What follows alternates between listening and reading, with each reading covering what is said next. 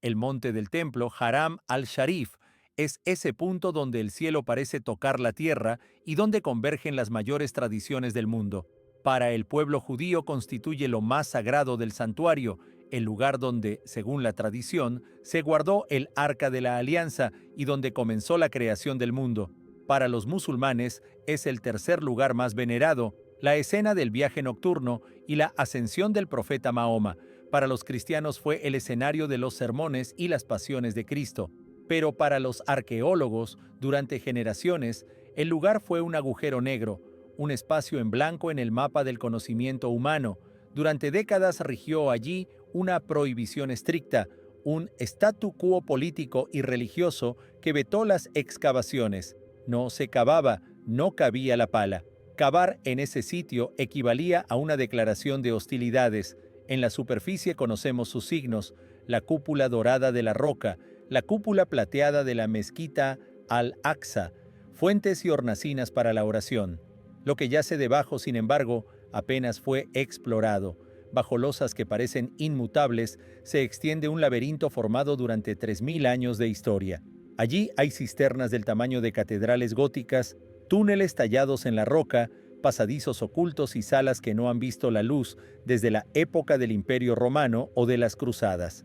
Durante mucho tiempo ese mundo subterráneo fue accesible solo por medio de leyendas, mapas poco fiables de exploradores victorianos y el valor de aventureros que descendieron por pozos arriesgando la vida. Pero las reglas del juego han cambiado gracias al avance de la técnica. Hoy no es necesario cavar para mirar debajo del terreno. Los instrumentos modernos permiten ver sin remover. En este contexto, un equipo de investigadores ha desplegado una herramienta que desafía vetos políticos, cercas y guardias de seguridad: la inteligencia artificial. Potentes algoritmos de aprendizaje automático, combinados con radar de penetración terrestre avanzado, fotogrametría y análisis espectral, han comenzado a revelar lo que se había mantenido oculto.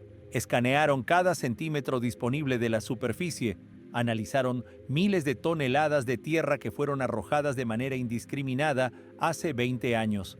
Un superordenador ensambló un rompecabezas demasiado voluminoso para la mente humana. La cantidad de datos superaba la capacidad de procesamiento manual. Lo que surgió en las pantallas fue impactante por su nitidez y detalle. Ya no eran meras piedras sueltas, sino estructuras completas identificables. Esa evidencia que durante siglos se buscó con las manos y las metáforas comenzó a materializarse. Para comprender hasta dónde llegaron los hallazgos, es necesario regresar a noviembre de 1999. En ese momento se produjo lo que muchos arqueólogos calificaron, sin reparar en filiaciones políticas, como la catástrofe arqueológica del siglo o incluso como un crimen contra la historia. La organización religiosa islámica que administra la explanada, el Waqf, emprendió trabajos de gran envergadura en la esquina sureste de la plataforma, en las llamadas establos de Salomón, unas cámaras subterráneas abovedadas de enormes proporciones. El objetivo declarado era claro y pragmático: habilitar una nueva mezquita de grandes dimensiones. Pero los métodos fueron brutales y de inspiración medieval. Bulldozers y excavadoras penetraron en tierras sagradas que los arqueólogos soñaban con estudiar con pinceles en mano. No se respetó la estratigrafía, no se registraron las capas, se usaron cubos de acero y se abrió una enorme zanja para una salida de emergencia, destruyendo y mezclando sin piedad capas culturales acumuladas durante miles de años. La capa correspondiente a la era de los cruzados se mezcló con la de Herodes con la del primer templo, la del primer templo con la de la Edad del Bronce. El suelo, saturado de artefactos valiosos, fue cargado simplemente en camiones de obra y retirado como desecho de construcción. 400 camiones que transportaron 9.000 toneladas de tierra impregnada de historia. Ese material fue volcado en el Valle del Cedrón, en el vertedero de la ciudad, mezclado con botellas de plástico y residuos domésticos. La comunidad científica se vio en shock. Parecía que la historia se había perdido para siempre, que las conexiones habían sido rotas y que el contexto, pilar de la arqueología, había caído en la anarquía. Un objeto sin contexto es un huérfano. Frente a ese desastre, dos arqueólogos israelíes, Gabriel Barkay y Sajid Dvira, emprendieron una tarea que muchos consideraron imposible. Emprendieron un proyecto de cribado de los desechos del monte del templo. Tomaron aquello que otros habían convertido en basura y comenzaron a lavarlo. Fue un trabajo de locos o de santos.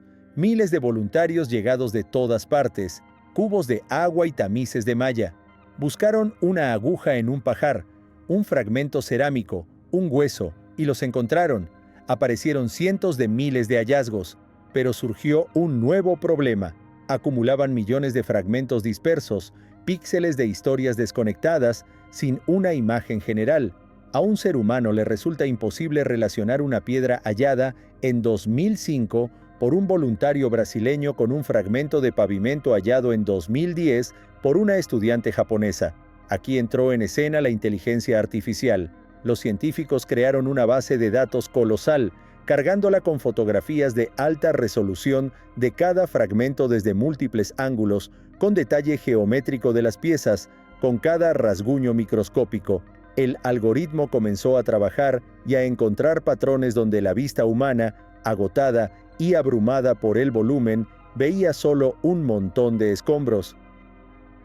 El primer gran hallazgo conseguido mediante modelado computacional y tecnologías de Big Data versó sobre pavimentos y revestimientos. Entre toneladas de material, los voluntarios hallaron teselas y losas enigmáticas, fragmentos de distintos colores y formas, triángulos, cuadrados, rombos, hexágonos, hechos con materiales procedentes de todo el Mediterráneo. Había mármol amarillo de Túnez, una piedra conocida como Yaalu Antico, betún negro de la región del Mar Muerto, calizas rojizas de Asia Menor y mármol verde de Grecia. Tomadas por separado eran solo piedras coloreadas, residuos de construcción aparentemente sin valor. Pero un programa informático diseñado para restaurar mosaicos y pavimentos figurativos comenzó a ensamblarlas virtualmente. Procesó millones de combinaciones, teniendo en cuenta los ángulos de corte, el grosor de las losas, el tipo de pulido y las señales microscópicas de desgaste. De pronto apareció en la pantalla un dibujo completo. No era simplemente un suelo, sino un opus sectile, una técnica de pavimentación figurativa que emplea placas grandes trabajadas con precisión de joyero. El diseño reconstruido mostró patrones geométricos de gran belleza y complejidad, estrellas, cuadrados entrelazados y bordes intrincados. La inteligencia artificial restituyó el dibujo del pavimento que cubría los patios abiertos del templo de Herodes hace 2000 años. Esa reconstrucción altera por completo nuestra imagen visual del monte del templo en aquella época. Estamos habituados a verlo en películas o ilustraciones como un espacio de piedra caliza gris o blanca y austera, pero los datos señalan que fue un estallido de color y lujo comparable al de los palacios imperiales romanos o a los decorados de Pompeya. La reconstrucción informática mostró además que las losas respondían a patrones geométricos coherentes con el pie romano de 29,6 centímetros, lo que confirma la intervención de artesanos romanos o formados en las técnicas romanas y contratados por el rey Herodes. Pero aquello no fue todo. A partir del análisis de la densidad de los hallazgos y del tipo de desgaste, los algoritmos concluyeron que esas losas estaban justamente donde circulaban peregrinos y sacerdotes, en los patios que rodeaban el Sancta Sanctorum. Se trata de la primera evidencia física y tangible de la magnificencia del templo de la época que hasta ahora solo manejábamos por las descripciones del historiador Flavio Josefo. Ahora podemos reconstruirlo con precisión milimétrica. Hemos hallado un pavimento pisado por figuras históricas de la época, desde Jesús hasta Poncio Pilato, según los marcos cronológicos y testimonios que manejamos. A continuación, los algoritmos se concentraron en objetos pequeños pero sumamente informativos. Los bullae, sellos de arcilla del tamaño de una uña, empleados para cerrar papiros o sacos. Muchos aparecieron en los desperdicios y la mayoría estaba dañada, gastada o ilegible a simple vista. Un ojo humano ve un muñón de arcilla. El análisis espectral y la visión por máquina revelan microrrelieves imperceptibles. Entrenada con miles de inscripciones semíticas antiguas, la IA escaneó la superficie de una bulla casi destruida, eliminó ruido visual, modificó virtualmente el ángulo de iluminación, aumentó el contraste y restauró trazos faltantes según un modelo probabilístico de la escritura hebrea antigua. El resultado dejó atónitos a los epigrafistas. La inscripción en hebreo antiguo decía, literalmente, pertenece al hijo de Immer. Immer no es un nombre al azar, es un apellido de una de las familias sacerdotales que servían en el primer templo. En el libro del profeta Jeremías, capítulo 20, versículo 1, se menciona a Paschur, hijo de Immer, inspector principal del templo y adversario del profeta. El programa vinculó ese sello a un periodo histórico concreto, el siglo VI a.C., el final de la era del primer templo, justo antes de la invasión babilónica. Se trata de la primera evidencia arqueológica directa de actividad administrativa en el monte del templo para ese periodo, hallada en la propia tierra del monte. No fue solo un lugar de culto y sacrificios, también funcionó como centro administrativo, como tesorería y depósito, un espacio donde se guardaban archivos, se firmaban documentos y se administraba la economía del país. Sobre la parte posterior del sello apareció además la impresión microscópica de una tela tosca, parecida a la arpillera, lo que indica que el sello cerraba no un papiro sino una bolsa, posiblemente de plata, oro o grano, procedente del tesoro del templo. El descubrimiento más decisivo, sin embargo, no emergió de los contenedores de basura, sino de las profundidades. Aunque las normas impiden excavar el monte, es posible escanearlo desde el exterior y analizar datos geofísicos abiertos. Se emplearon radares de penetración terrestre capaces de atravesar muros, datos de gravimetría y microgravimetría que revelan los más mínimos cambios en la densidad de la roca. En años recientes, se realizaron escaneos de cavidades adyacentes a los muros del monte y se combinaron con archivos digitalizados de exploradores decimonónicos como Charles Warren y Conrad Schick, quienes entonces pudieron moverse libremente por cisternas y pasadizos. Con esa información se construyó un modelo tridimensional completo y detallado de la Jerusalén subterránea. El sistema detectó una discrepancia, una anomalía estructural. Bajo la esquina sureste de la plataforma emergen huecos y aparejos de mampostería que no encajan con el modelo clásico de construcción herodiana. El análisis de la estructura de las bóvedas indica que se trata de obras de ingeniería macizas, salas con hileras de columnas capaces de soportar cargas enormes. El algoritmo simuló la distribución de esfuerzos sobre esas bóvedas y concluyó que fueron diseñadas para sostener arriba algo de peso inconcebible. Herodes el Grande aumentó la colina natural construyendo una gigantesca plataforma artificial sobre arcos para crear la plaza más extensa del mundo antiguo. Pero dentro de esas salas, el programa descubrió, al analizar fotografías antiguas en blanco y negro de los trabajos de cantería, huellas de obra aún más arcaica, mampostería de tipo asmoneo del siglo II a.C. o incluso perteneciente a la época del primer templo. Esto sugiere que, bajo la envoltura romana, existe un núcleo más antiguo. El monte del templo es como una matriosca. Herodes no levantó todo desde cero, sino que recubrió un montículo sagrado preexistente con su piedra y hormigón, conservando en su interior ese núcleo antiguo como un insecto atrapado en ámbar. La clasificación automática de hallazgos aisló también un grupo de objetos ominosos, puntas de flecha de bronce y hierro, sucias, oxidadas y deformadas por impactos. El sistema las clasificó por forma, peso y composición de aleación e identificó un resultado inequívoco. Eran de tipo escita-iranio, puntas trilobuladas características del ejército babilonio y de sus mercenarios del norte, las tropas de Nabucodonosor II. Un mapa computacional de la distribución de esas puntas mostró su concentración en zonas concretas, próximas a los muros. No eran pérdidas fortuitas debidas a la caza, sino los vestigios de una batalla. Se reconstruyó la trayectoria de vuelo con base en la deformación de las puntas. Las flechas volaban desde abajo hacia arriba y desde arriba hacia abajo en un intercambio de fuego feroz.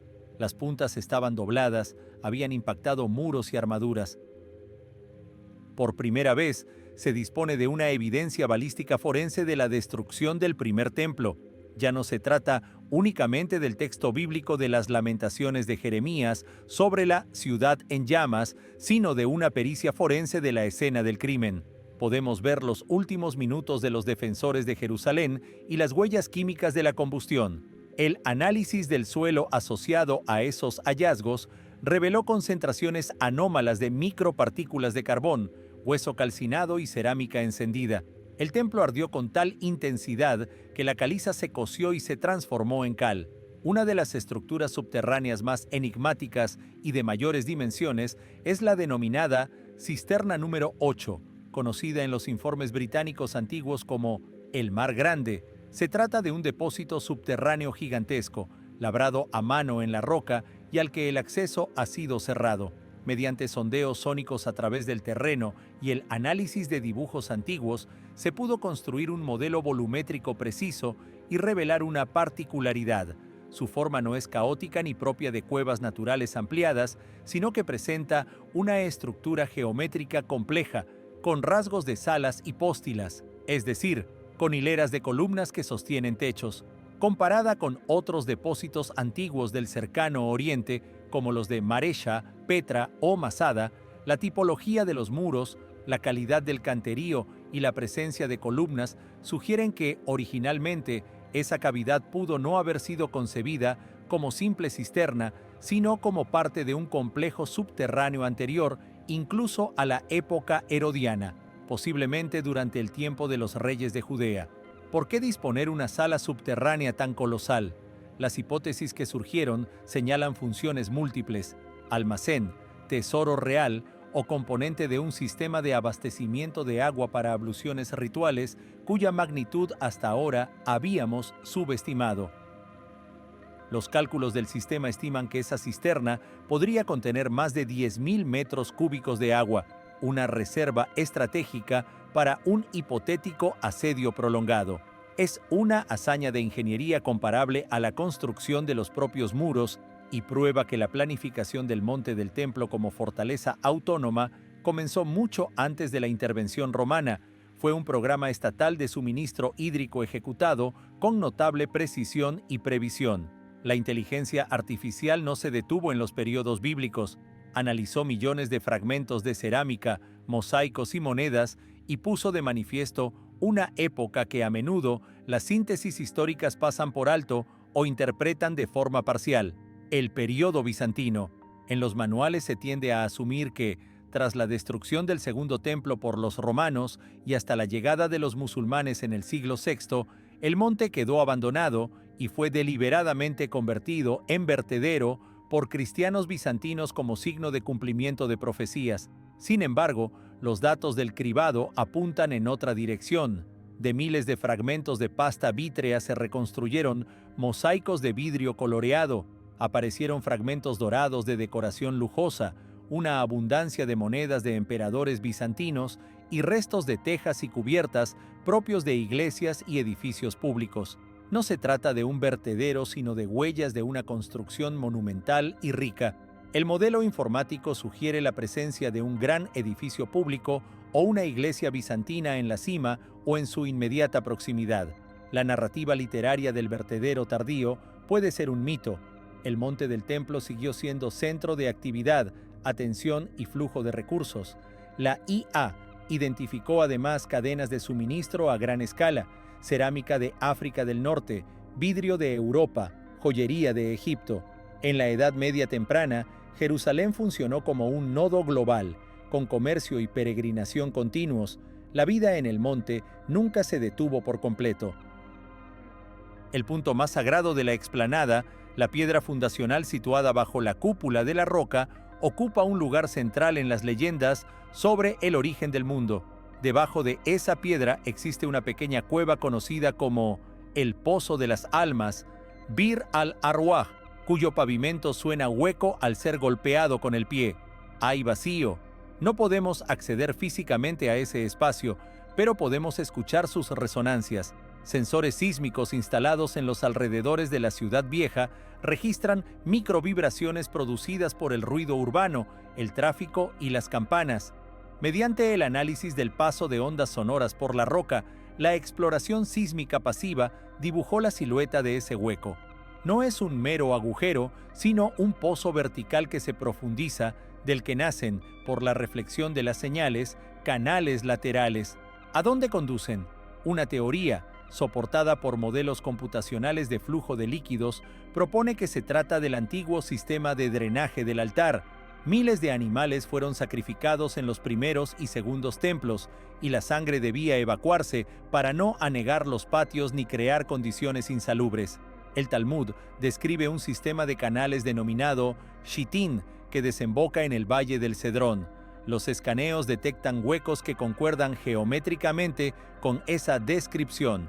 Vemos, en definitiva, la red de ingeniería diseñada para dar servicio al principal altar del mundo antiguo, un sistema de limpieza por gravedad que demuestra que las descripciones antiguas no son meras fantasías religiosas, sino documentación técnica que conserva la memoria estructural del templo.